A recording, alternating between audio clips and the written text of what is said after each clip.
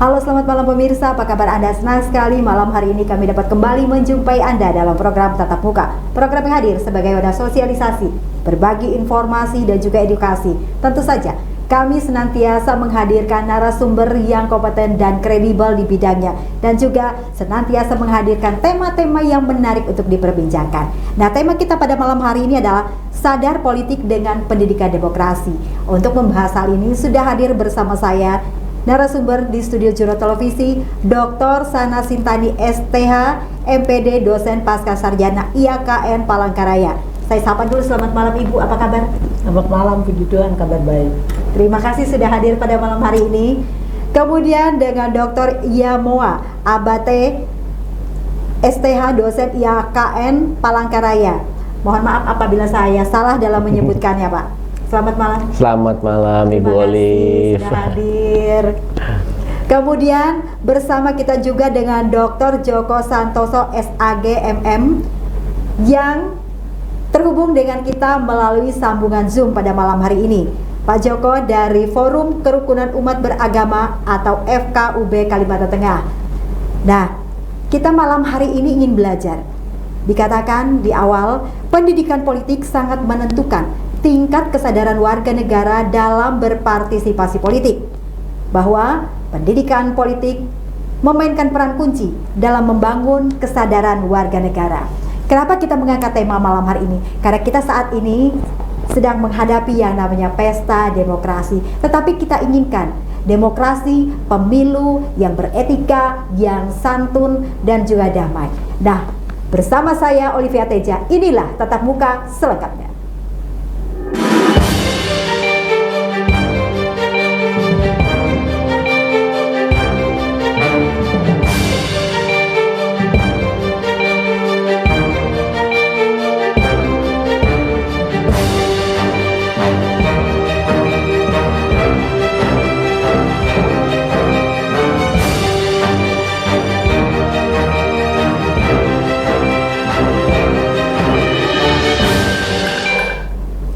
Ya pemirsa, kita langsung saja. Yang pertama saya ingin bertanya kepada Ibu Dr. Sana Sintani dulu.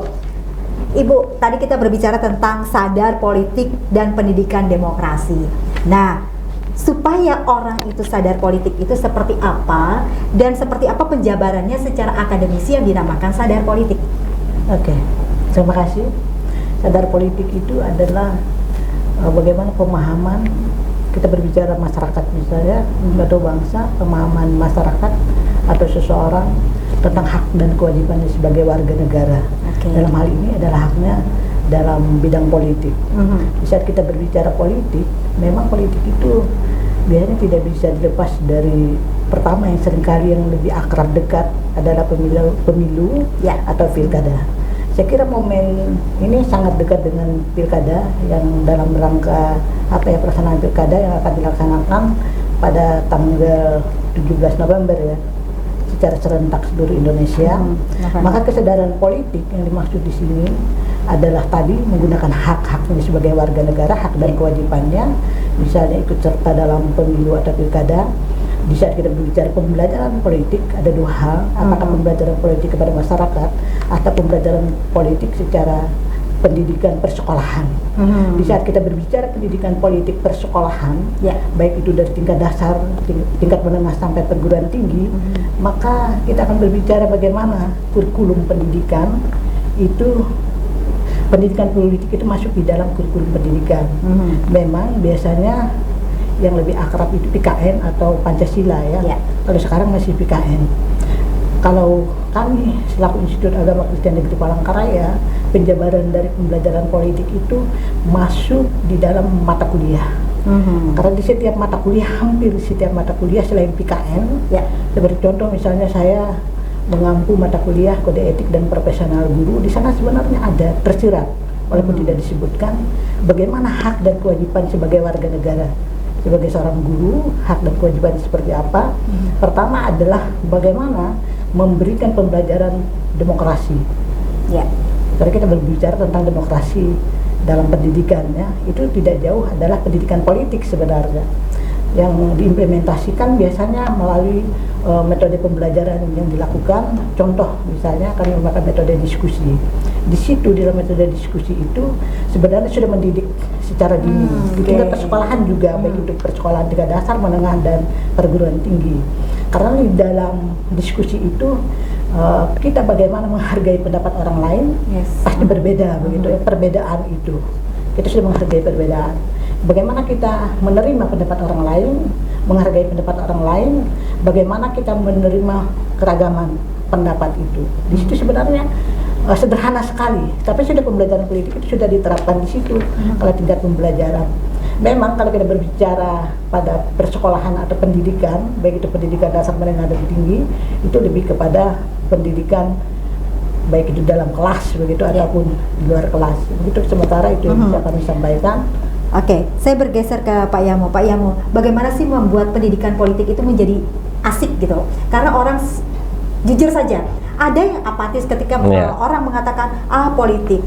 Kemudian partisipasi, angka partisipasi itu juga tidak menutup kemungkinan akan menurun ketika terjadi pemilu seperti saat ini. Nah, itu bagaimana menciptakan politik yang asik gitu Pak? Iya. Mungkin yang pertama kita harus melihat dulu sebenarnya ya apa itu politik. Jadi kalau kita searching di Google, jadi buat biar asik itu kan sekarang sudah ada medianya, ada toolsnya yang namanya media sosial. Dan kalau kita mau cari data ya di Google ya banyak, tinggal searching begitu ya dengan Mbah Google dan banyak informasi yang kita dapat. Nah pertama kita harus paham dulu apa sih politik begitu ya. Nah kalau kita bicara tentang politik tentu identik dengan kalau kita cari artinya, kata Yunaninya polis, bicara tentang kota yang berstatus negara. Nah ini udah mulai nih, kita udah mulai paham, oh politik ini dari kata dasarnya udah jelas nih. Ya, sebuah kota statusnya negara, berarti udah bicara dengan negara nih.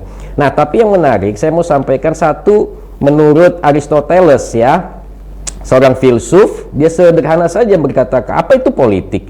Usaha yang ditempuh warga negara untuk mewujudkan kebaikan bersama. Jadi ya ini sangat sederhana pemahamannya. Arti politik adalah usaha yang ditempuh warga negara. Kalau kita bawa dalam konteks Indonesia, Kota Palangkaraya, Provinsi Kalimantan Tengah misalnya ya, itu adalah usaha warga masyarakat Kalteng, usaha masyarakat Palangkaraya untuk mewujudkan kebaikan bersama bagi Kota Palangkaraya, bagi Provinsi Kalimantan Tengah, karena kita ada di sini. Itu definisinya Pak. Iya, itu. Kalau kita melihat awalnya, kemudian terjadi bias-bias ketika teori ini sampai ke masyarakat, kenyataannya.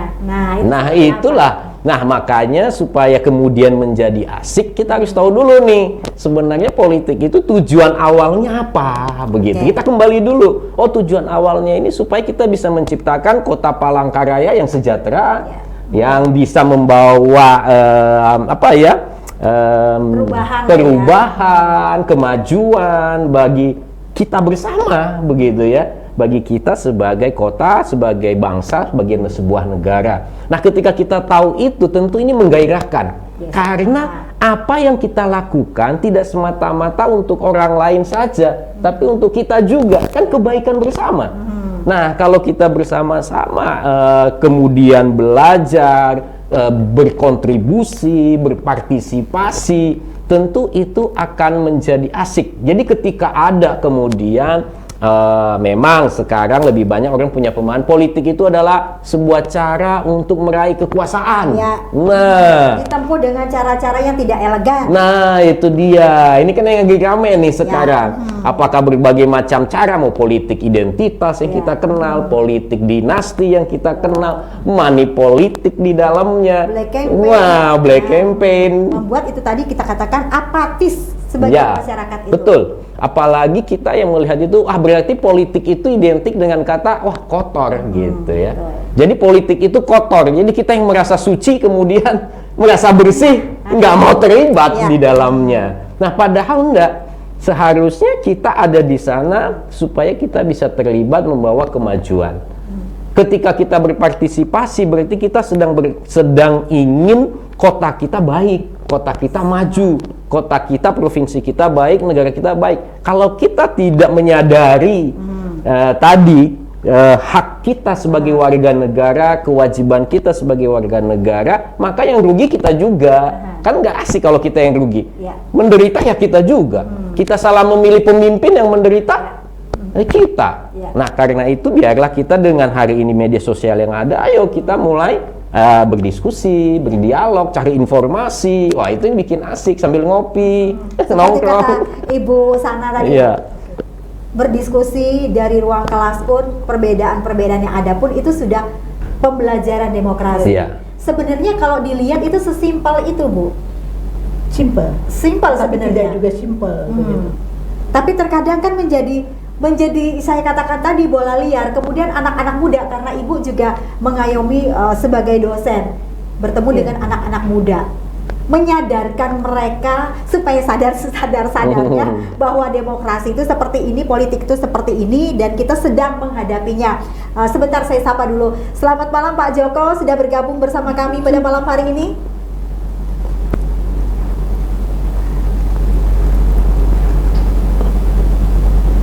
Oke, terima kasih. Iya, sudah disapa oleh Pak Joko juga, Ibu Sana, kemudian Pak Yamo. Kita masih melanjutkan nih Pak, bagaimana politik yang asik, demokrasi yang asik. Jadi masyarakat dan anak muda tidak apatis. Tapi giliran Bapak ditunggu dulu. Saya lanjut lagi ke Ibu Sana. Kita tadi terputus, Bu. Bagaimana supaya yang namanya pembelajaran politik, pembelajaran demokrasi itu tidak belajar politik, belajar demokrasi, apa sih gitu, terlalu serius. Kemudian kita hubungkan juga dengan falsafah kita Huma Betang. Nah itu kan sebenarnya paling dasar itu juga sudah ada di situ. Kita berbicara nilai-nilai, Bu.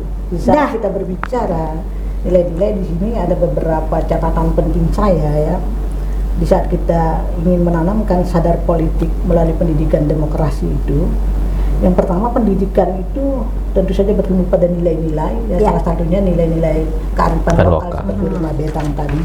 Tetapi jangan lupa nilai-nilai demokratis yang saya katakan tadi itu bertumbuhnya pada nilai-nilai Pancasila. Itu sudah tentu. Karena kita tahu bahwa Pancasila adalah way of life, pandangan hidup kita. Jadi nilai yang terpenting itu sebenarnya nilai Pancasila itu sudah menghubungkan perbedaan tadi, perbedaan banyak pandangan tadi. Jadi nilai-nilai demokrasi itulah yang perlu kita persiapkan kepada siswa kita, tentu dalam suasana yang asik tadi, suasana yang santai. Sebenarnya simpel saja. Tadi seperti saya katakan dalam pembelajaran ya, kita sudah menanamkan nilai-nilai demokrasi itu. Di sini penekanannya dalam pembelajaran politik, pendidikan demokrasi ini adalah nilai-nilainya, Bu. Nah, dalam pembelajaran itu begitu mengasihkan. Bagaimana mereka sebagai kaum milenial tadi, pertanyaannya lebih ke sana, supaya mereka betul-betul sadar akan hak dan kewajiban mereka sebagai warga negara. Kalau selama ini mereka itu menjadi target terutama para pemimpin di saat pemilu kada, hanya diperlukan saat-saat suara saja, tertentu. Nah, itu karena apa? Yang pertama, karena pemahaman mereka tentang politik itu dangkal. Itu yang pertama. Karena itulah perlunya pembelajaran politik. Salah satu apa yang dilakukan oleh jurnal TV ini sudah pembelajaran politik dalam suasana demokrasi. Bagaimana melalui kegiatan-kegiatan seminar dan seterusnya kan mengasihkan begitu. Kita bisa mengundang narasumber, bukan hanya seorang politikus, tetapi juga narasumber yang berkompeten di bidangnya. Nah, saya kira itu beberapa hal yang perlu kita lakukan dalam pembelajaran politik itu. Sebenarnya banyak yang hal mungkin kita lebih santai, supaya mau bisa langsung menanggapi. Salah satu keragaman itu ada di sini, Bu. Ibu dari segi suku daerah Das Barito, Bapak Yamo dari Indonesia bagian timur, Pak Joko dari tanah Jawa. Dengan berbeda-beda background, tetapi kita di sini bagaimana menyamakan persepsi. Ini contoh aja dulu, Huma Betangnya ada di sini. Saya ke Pak Joko dulu. Pak Joko bisa mendengar saya?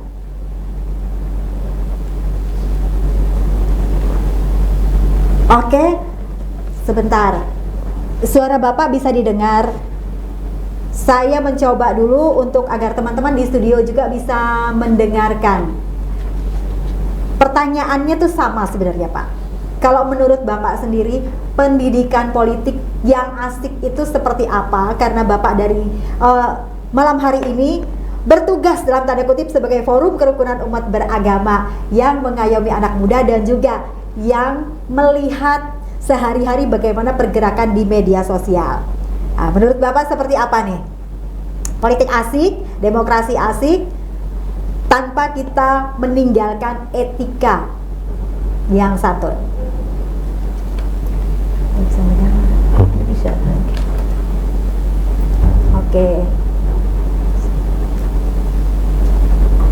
Mhm.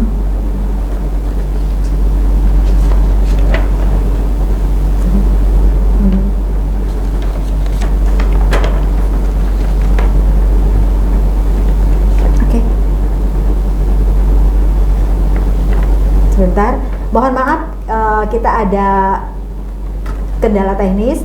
Pemirsa, jangan kemana-mana, kami akan kembali setelah jeda pariwara berikut ini. Tetaplah bersama kami di Tatap Muka.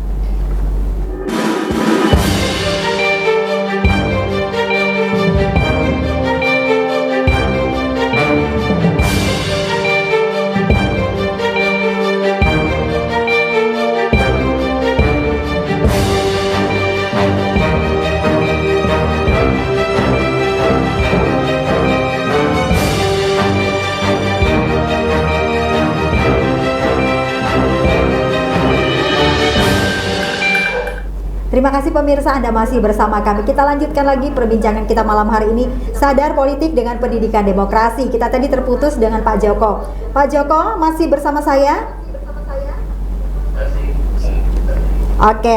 Pak, sama pertanyaannya seperti tadi. Bagaimana sih membuat pendidikan politik itu, pendidikan demokrasi itu menjadi asik?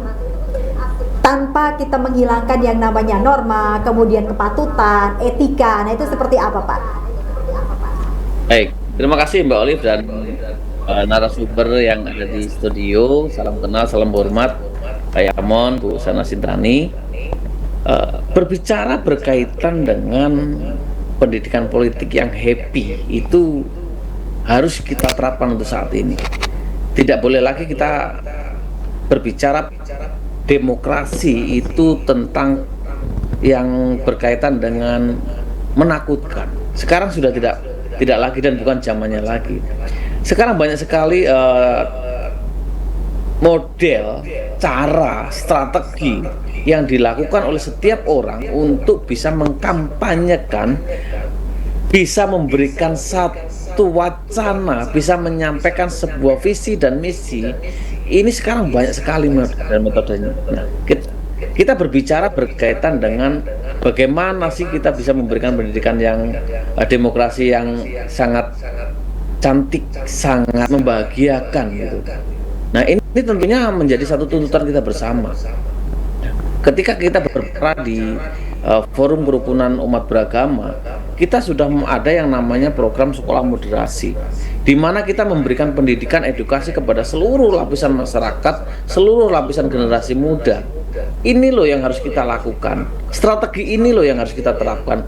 Bagaimana kita bisa menikmati pesta demokrasi dengan bagus. Bagaimana kita bisa memberikan pendidikan demokrasi ini dengan baik kepada anak-anak kita, kepada generasi kita. Bahkan kalau kita melihat ya Mbak Olive dan teman-teman sekalian, sekarang ini anak muda itu lebih mendominasi. Sekarang banyak anak-anak muda yang memiliki satu intelektual yang bagus.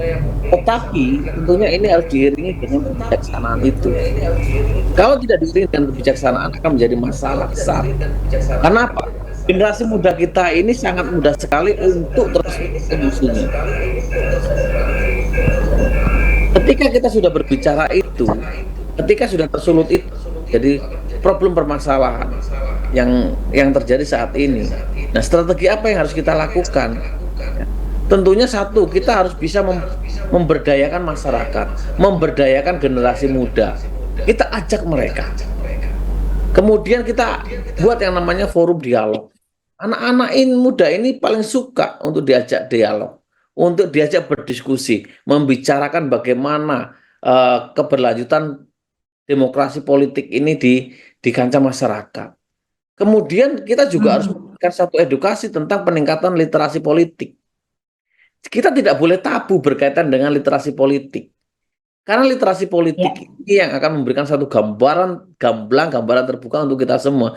Dan yang indikator yang keempat adalah bagaimana kita menguatkan lembaga masyarakat, baik itu pada forum-forum resmi, baik itu pada forum-forum tingkat lokal. Ini yang harus kita kuatkan, Mbak. Kita harus kuatkan ini. Satu, pemberdayaan masyarakat harus kita lakukan, forum dialog kita bangun, peningkatan literasi politik harus kita kuatkan, dan kemudian penguatan lembaga masyarakat. Maka akan muncullah yang namanya pendidikan politik yang sangat happy, sangat membahagiakan buat kita semua. Jangan dicekam oleh hal-hal yang lain. Terima kasih, Mbak Olive. Oke. Bapak dari Forum Komunikasi Umat Beragama, bagaimana melihat akhir-akhir ini ketika ada pesta mulailah di media sosial itu yang namanya kita ya tidak sejauh-jauh ada politik black campaign sudah mulai di masa kampanye, kemudian saling serang antara satu dengan yang lain. Itu seperti apa kalau Bapak melihat? FKUB itu forum kerukunan ya, bukan forum komunikasi, tapi forum kerukunan umat beragama. Nah, sorry Pak. Forum kerukunan umat beragama. Iya, jadi gini, menurut data 92,40% berita hoax atau berita bohong atau backcamping itu adalah dari media sosial. 92,40%. Itu data 2021 yang pernah saya baca. Nah, bagaimana kita mengantisipasinya? Karena memang ini sudah tidak bisa kita pungkiri lagi. Semua orang menggunakan media sosial untuk melakukan penyerangan dan segala macam. Hanya kita harus berikan edukasi kepada masyarakat, kepada generasi muda yang semuanya memiliki gadget, tinggal ketik gitu ya. Ya. Apa itu programnya? Kita harus ajarkan kepada teman-teman kita membuat namanya program One Day One Content. Kenapa harus kita lakukan? Supaya untuk menutupi di beranda-beranda kita supaya tidak muncul terus-menerus berkaitan dengan isu-isu yang berkembang, baik itu kampanye backcamping, baik itu berita hoax, dan lain-lainnya. Ketika kita programkan namanya One Day One Content, setiap hari kita berikan edukasi pemahaman politik, konten-konten yang bagus, maka ketika setiap orang itu membuat satu konten yang bagus, maka kita akan menutup itu. Yang kedua, ketika sudah ada black camping atau hoax, paling tidak kita bisa memiliki pendidikan bagaimana kita bisa menfilter berita itu benar atau bohong. Karena sekarang benar dan bohong itu beda tipis sekali. Beda tipis. Nah, kita harus verifikasi, kita harus bisa memverifikasinya melalui apa? Cek betul, itu berita itu tanggal berapa, dikeluarkan oleh siapa. Satu. Kedua, cek tata bahasanya. Ketiga, cek sumbernya. Kita tidak boleh hanya percaya kepada satu sumber saja, minimal kita cari beberapa sumber literaturnya. Dari mana?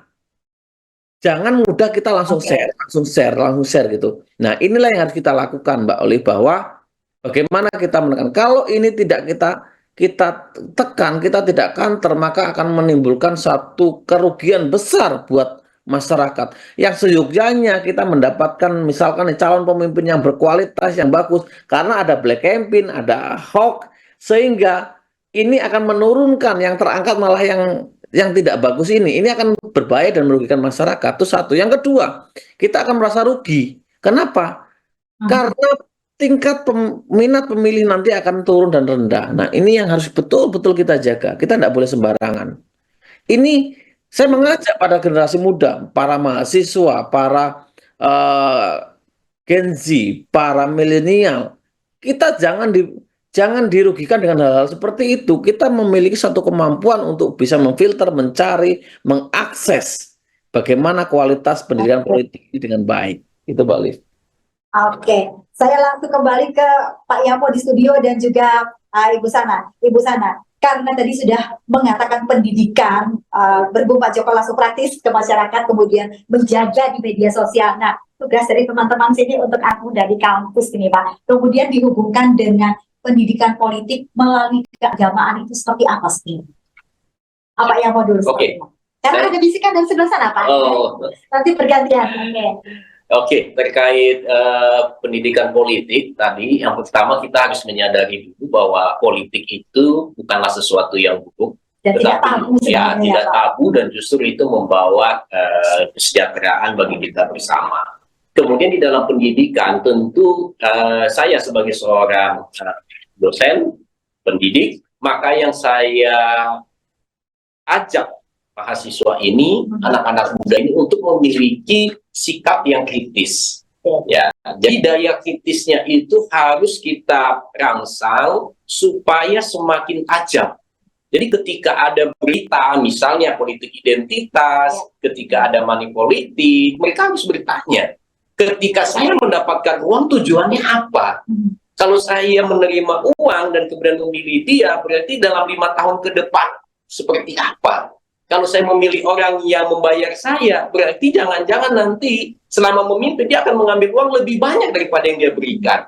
Jadi daya kritis inilah yang kemudian dilatih oleh institusi pendidikan, ya mulai dari SD, SMP, SMA maupun pendidikan tinggi. Dan inilah yang saya pikir pendidikan kita ini terhilang. Kita sebenarnya hilang, daya kritisnya tidak tajam. Karena satu, mungkin sistem pendidikan kita yang hanya menyuap, membagikan materi tanpa merangsang daya pikir mereka, daya nalar mereka, analisis mereka untuk memilah mana yang baik, mana yang buruk, mana yang jujur, mana yang tidak, mana yang berintegritas, mana yang hanya gimmick, ya, mana yang memang betul-betul gitu, bukan pencitraan, tapi itu adalah sebuah sebuah keaslian, originalitas dari sang calon begitu. Jadi kita nggak tertipu. Tetapi kan untuk memahami gimmick, untuk memahami sang calon itu benar-benar ori, itu kan membutuhkan pengalaman, Pak, dan kepintaran juga wawasan. Ya. Lah kalau untuk anak muda kita yang baru menjadi pemilih pemula, seperti apa belajarnya? Nah, kan sudah banyak media memberikan kita modal yang cukup besar. Kalau dulu kita cari buku, ya, sekarang di Google kita ketik siapa nih calon kita, ketik namanya akan muncul kok jejak rekam jejaknya itu muncul, rekodnya, mulai dari dia lahir di mana, pendidikannya apa, kita kan sudah tahu. Ya, dari mana dia lahir, bagaimana apa saja yang dia lakukan, kita bisa lihat, kita bandingkan lagi dengan yang lain. Tentu seperti kata Pak Joko tadi, dalam pendidikan kita tidak bisa mempercayai satu sumber saja. Tetap ada pembanding supaya nanti kita bisa mendapatkan informasi yang komplit tentang kandidat calon. Ini seperti apa, ini seperti apa, ini seperti apa. Jadi sebenarnya hari ini untuk mendapatkan informasi sangat mudah, hanya sebatas genggaman kita saja. Cuma kalau orang berpikir ketika namanya pendidikan, politik, pendidikan demokrasi itu kayaknya rumit ya. Ya, harus sekolah yang benar-benar duduk dulu. Tapi ketika mendengar penjelasan dari teman-teman ini, sebenarnya nggak serumit itu juga ini. Sebenarnya tidak. Sebenarnya tidak. Oke, kita ke Bu Sana. Bu Sana, tadi kita sudah juga mendengarkan pemaparan dua narasumber. Yang menjadi pertanyaan berikutnya tadi, Bu, bagaimana sebenarnya politik ini ketika kita hubungkan dengan keimanan, keyakinan, keagamaan? Saya kira itu berhubungan dengan budaya dalam kegiatan politik. Ya. Kalau kita berbicara misalnya tentang demokrasi pemilu pada kita, jadi partisipasi itu mereka harus terlibat. Misalnya pada waktu kampanye dari calon, ya harus hadir. Kenapa? Melalui kehadiran itu mereka bisa belajar. Mereka bisa melihat visi misi yang ditawarkan. Mereka bisa melihat program yang ditawarkan, rasional atau tidak. Kalau tadi saya menambahkan apa yang dikatakan oleh Pak Yamo, juga rekam jejak sang calon itu sangat penting sekali. Karena kalau mereka tidak terlibat secara langsung dalam kegiatan-kegiatan politik seperti kampanye dan sebagainya, itu susah. Artinya mereka hanya menjadi partisipan yang pasif. Mereka memilih calon nanti ya sekedar memilih tanpa menetapkan kriteria apa. Yang penting saya sudah ikut. Saya tidak mau tahu rekam jejaknya seperti apa, visi misi program kerja seperti apa. Yang penting nyoblos. Apalagi kalau sudah ada uang, politik uang, yang penting ambil uangnya. Bahkan sadisnya gitu ya. Ambil uang sebanyak-banyaknya, jangan pilih orangnya. Bisa kita berbicara keimanan itu sudah bisa. kita akan memberikan edukasi kepada mahasiswa kita, terutama calon pemula, itu tidak boleh dilaksanakan. Kan di media kan begitu, bisa ambil uangnya, tapi orang tidak dicoblos. Membela yang bayar katanya. Bisa. Karena apa? Kita akan mempertanggungjawabkan kepada Tuhan. Jadi saya kira kalau mengambil uangnya coblos orang itu, tapi resiko konsekuensinya 5 tahun ke depan. Ya. Kalau kita salah memilih, itu artinya perlu dihindari sebenarnya. Jangan ambil uangnya tidak coblos, itu salah satu saya kira apa ya yang sudah beredar begitu. Nggak apa-apa ambil aja uangnya, jangan pilih orangnya. Itu saya rasa pendidikan yang salah begitu. Tetapi bagaimana kita mengatakan kepada mereka supaya mereka kritis, mereka harus mengikuti setiap tahapan dari pilkada itu, pesta demokrasi itu tadi. Mereka harus datang ke kampanye-kampanye, mereka harus membuka, seperti sekarang kan media sosial itu sangat mudah sekali, mereka mencari tahu tentang siapa, bagaimana, apa, dan seterusnya. Nah, dalam pembelajaran politik seperti itu yang berhubungan dengan keimanan kita, karena kita mempertanggungjawab, kita selaku pendidik juga bertanggung jawab gitu, kepada mereka. Tetapi seringkali politik uang itu tidak secara langsung. Saya sering mempertanyakan, ada banyak program-program yang perlu kita kritisi. Saya terus terang, waktu saya menjadi wakil rektor 1, apalagi di saat-saat pesta demokrasi ini, banyak program-program pemerintah yang ditawarkan yang seperti mendadak begitu. Nah, di situ kita mengkritisi, ini ada apa? Apa ini rasional enggak? Apakah program itu hanya dilakukan pada saat kampanye saja, pada saat pesta demokrasi dilaksanakan atau bagaimana? Nah, disitulah pendidikan yang harus kita berikan, edukasi yang harus kita berikan kepada para mahasiswa di saat kita berbicara tentang peran perguruan tinggi di sini. Mungkin kami bisa menyoroti peran perguruan tinggi untuk memberikan edukasi pembelajaran politik kepada mahasiswa. Jadi mereka harus bersikap kritis dan bijaksana. Karena apa? Itu adalah salah satu ciri khas mereka sebagai generasi muda. Mereka sebenarnya calon pemimpin masa depan. Jadi kita harus memberikan sebuah pembelajaran yang benar, bukan hanya baik tetapi benar. Banyak pembelajaran itu belum pasti benar. Di saat kita berbicara dari iman Kristen yang kita percayai, tadi pertanyaannya sehubungan dengan iman kita. Seharusnya tadi beliau yang menjawab. Itu dikatakan karena beliau master saling menambahi, saling mengisi, saling melengkapi. Nah, dalam partisipasi politik ini, terutama untuk masyarakat, itu kalau kita melihat kan sangat rendah sebenarnya beberapa kali. Nah, itulah pembelajaran tadi. Kita melalui kalau FKUB, misalnya melalui gereja, melalui masjid, melalui kegiatan-kegiatan keagamaan, memberikan edukasi, tetapi jangan kita menjadi alat. Kadang-kadang bisa menjadi alat. Nah, itu yang harus kita hindari. Tetapi kita betul-betul memberikan pembelajaran yang benar.